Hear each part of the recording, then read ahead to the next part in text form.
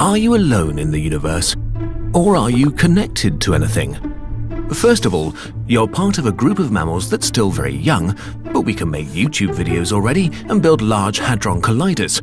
We've also split the atom and invented Pokemon. We stem from an ancient life form that began living about 3.5 billion years ago. We feel like we're in control of this planet, but we aren't really. One little asteroid or one creative virus is really all it would take to kill us off for good. Humanity credits itself with being able to destroy the planet, but even with all our nuclear toys, we would probably just cause a huge mass extinction at best.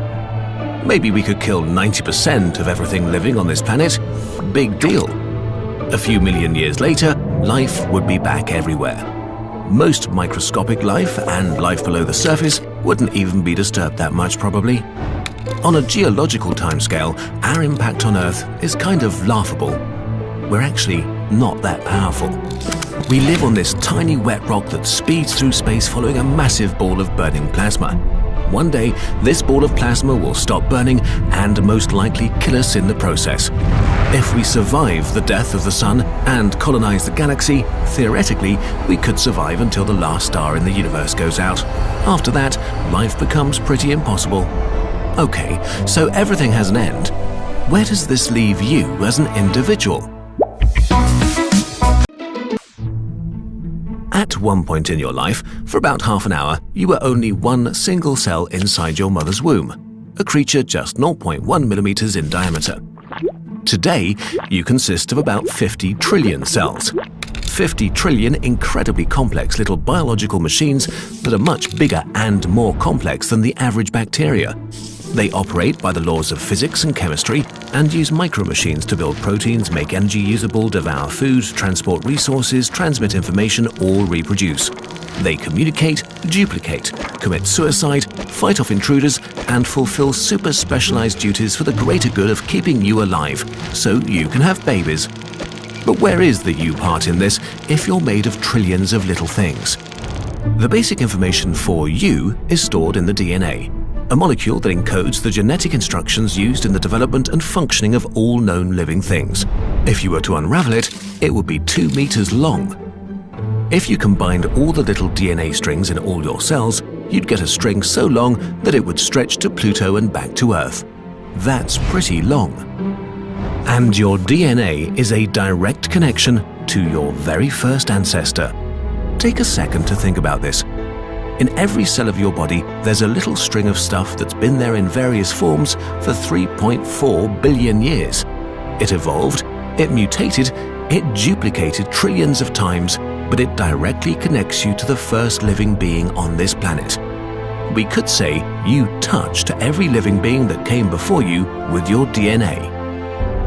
But you are more than your DNA. Your body is made of 7 octillion atoms.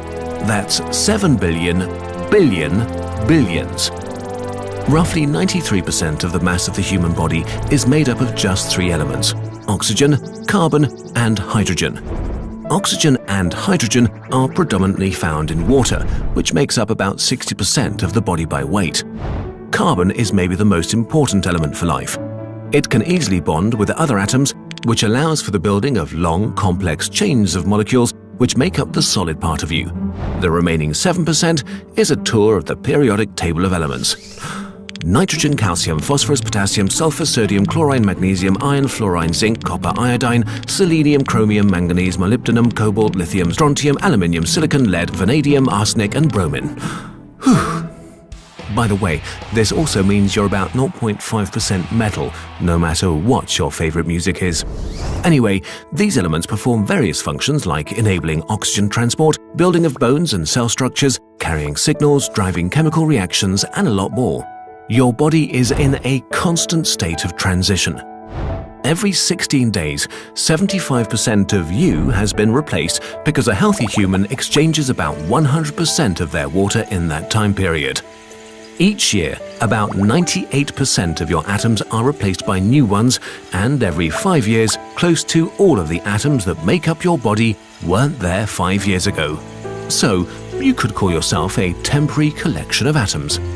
But where did these atoms come from? In the beginning of the universe, there were mostly hydrogen and helium atoms. Enormous gas clouds formed over millennia and grew denser and denser until they collapsed under their own gravity, giving birth to the first stars. In the cores of these stars, hydrogen was converted into helium under extreme conditions. After millions of years, the hydrogen became exhausted and the stars began dying. Under super extreme conditions, all elements we know today were created a fraction of a second before they died and exploded in supernovas. They shot most of their contents into space, while the cores collapsed and became black holes. All these elements traveled through space for who knows how long, until they arrived at a different cloud that was slowly forming a new star, our Sun. These elements that once were the insides of a star formed planets and found their way onto Earth, where they enabled life to begin.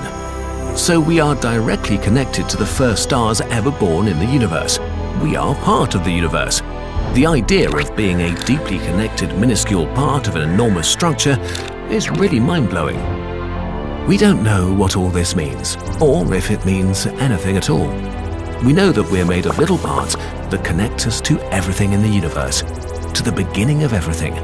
And this is kind of a nice thought. You are not alone. You never were. You never will be.